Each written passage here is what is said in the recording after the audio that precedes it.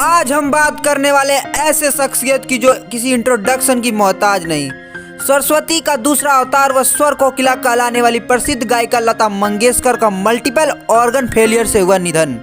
6:30 बजे हुआ अंतिम संस्कार। दोस्तों आपको बता दें, भारत का रत्न और स्वर कोकिला कहलाने वाली प्रसिद्ध गायिका लता मंगेशकर का 92 साल की उम्र में निधन हो गया। लता मंगेशकर के निधन पर 2 दिवसीय राष्ट्रीय शोक की घोषणा की गई है। सम्मान के रूप में 2 दिनों तक राष्ट्रीय ध्वज आधा झुका रहेगा। डॉक्टर के द्वारा दी गई जानकारी के मुताबिक लता मंगेशकर की मौत मल्टीपल ऑर्गन फेलियर की वजह से हुई है। उनके पार्थिव शरीर को लगभग 12:30 बजे उनके आवास ले जाया गया। पूरे राजकीय सम्मान के साथ अंतिम संस्कार शाम 6:30 बजे शिवाजी पार्क में किया गया। उनके जीवन की बात की जाए तो एक समय था जब लता जी के जिंदगी में सबसे कठिन समय आया था। उनके पिताजी के मौत के बाद उनके पूरे परिवार के ऊपर मुश्किलों का पहाड़ टूट पड़ा। तब वह महज 13 साल की थी। लता जी सबसे बड़ी थी, इसीलिए उन पर परिवार का पूरा दायित्व था। घर के खराब हालात सुधारने के लिए उनको अपनी पढ़ाई भी छोड़नी पड़ी। महज 14 साल की उम्र में लता जी ने नाटकों और प्रोग्रामों में काम किया और कभी पीछे मुड़कर नहीं देखा। और इसी जीवन के लंबे सफर में उन्होंने देश का सर कभी झुकने नहीं दिया। अपने इस जीवन के लंबे सफर में स्वर की वेदना को कोकिल करते हुए इस संसार को अलविदा कह दिया। दुनिया छोड़ जाने के बाद प्रेसिडेंट से लेकर पीएम और सभी मंत्रियों ने अपना दुख जाहिर किया है। राष्ट्रपति रामनाथ कोविंद ने कहा, सदियों में एक बार ही ऐसे कलाकार का जन्म होता है। लता मंगेशकर एक असाधारण इंसान थी जो गर्मजोशी से भरी हुई थी।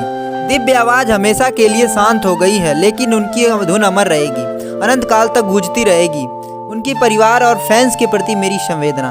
पीएम मोदी लिखते हैं कि मैं शब्दों से परी पीड़ा में हूँ। लता दीदी हमें छोड़कर चली गई हैं। वो हमारे देश में एक खालीपन छोड़ गई हैं जिसे भरा नहीं जा सकता।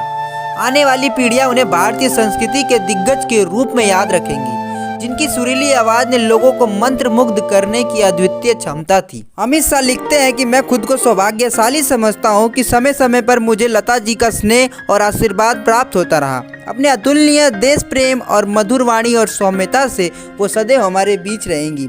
उनके परिजनों और असंख्य फैंस के प्रति मेरी संवेदना व्यक्त करता हूँ। ओम शांति शांति। दोस्तों आपकी जानकारी के लिए बता दें, ये सूत्रों से पता चला है कि आज से करीबन 4 दशक पहले ही लता जी का कंठ अमेरिका ने खरीद लिया था, ये देखने के लिए कि लता जी की आवाज में इतनी मधुरता क्यों और कैसे है। हाल ही में वायरल हो रहा है उनका जो डॉग है, उनके बिना खाना पीना नहीं खा रहा है, दिन रात मायूस रहता है। जानवरों के प्रति लता जी का प्रेम तस्वीरों में साफ झलकता है। अंत में देश के इतने महान बेटी को दिल से भावपूर्ण श्रद्धांजलि अर्पित करते हुए दिल यही कह रहा है, खुशियों से भरी पेटी देता है, उसकी हथेली में जन्नत समेटी देता है। तुम्हें मिल गई है तो जरा सहेज के रखना, तुम्हें मिल गई है तो जरा सहेज के रखना। खुदा किस्मत वालों को बेटी देता है, खुदा किस्मत वालों को बेटी देता है।